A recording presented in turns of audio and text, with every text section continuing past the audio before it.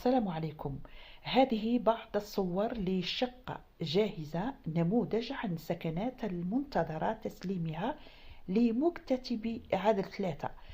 التدفئة المركزية معتمدة بشكل كامل مع التوصيل الخاصة بشبكات الغاز الطبيعي والكهرباء وحتى الألياف البصرية والتطهير، مع جملة من التحسينات التي شملت مكونات المسكن العائلي عكس البرامج السابقة عدل 1 و2.